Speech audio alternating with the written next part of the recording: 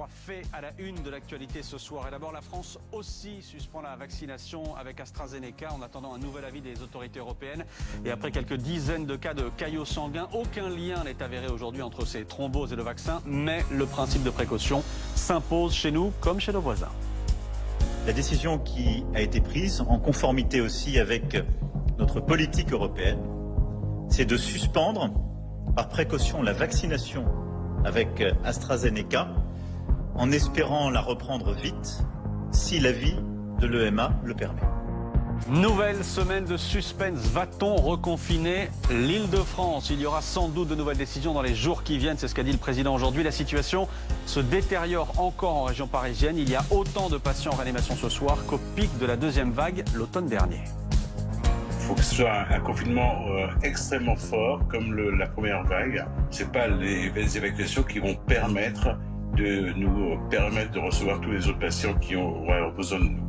Et puis le retour de la prime Macron. Les entreprises vont pouvoir verser une prime défiscalisée de 1 000 € à leurs salariés, jusqu'à 2 000 pour certains secteurs comme le commerce, le bâtiment, les transports, des secteurs considérés comme vitaux pour la nation en temps d'épidémie.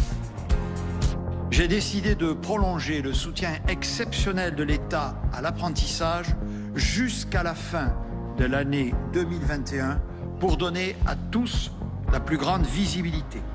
Voilà pour les titres à la une ce soir sur BFM TV. Avant d'y revenir plus en longueur, je voudrais que l'on s'arrête ce soir sur cette nouvelle enquête publiée par nos confrères du journal Le Monde. Enquête consacrée à Patrick Poivre d'Arvor. Vous allez voir cet article s'afficher. Violences sexuelles, de nouvelles accusations visent Patrick Poivre d'Arvor. Bonsoir Mélanie Vecchio. Bonsoir. Journaliste au service police-justice de BFM TV. Ce soir, Le Monde sort donc cette nouvelle enquête sur Patrick Poivre d'Arvor après des accusations de viol dont il fait déjà l'objet. La semaine dernière, le présentateur, on le sait, a nié en bloc. Dans le journal Le Monde, 8 femmes témoignent, dont la journaliste Hélène Devinck. Que disent-elles? Que disent ces femmes ce soir? Alors, ce sont des témoignages qui impliquent Poivre d'Arvor, Patrick Poivre d'Arvor, qui était à l'époque le journaliste phare de TF1. Mais ce qu'on apprend ce soir, en plus de ces témoignages, c'est qu'une plainte a été déposée, une autre plainte a été déposée au parquet de Nanterre, après celle de Florence Porcel, qui a été déposée à Nanterre il y a un mois de cela, c'était mi-février. Alors pour le moment, on ne sait pas pour quel motif cette plainte a été déposée, si c'est pour harcèlement, agression sexuelle ou viol. On ne sait pas non plus si les faits dénoncés par la plaignante sont prescrits.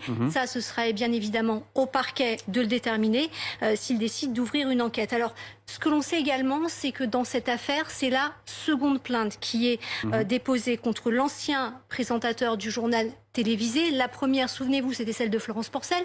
Elle y dénonçait deux faits, des faits qui datent de 2004, des faits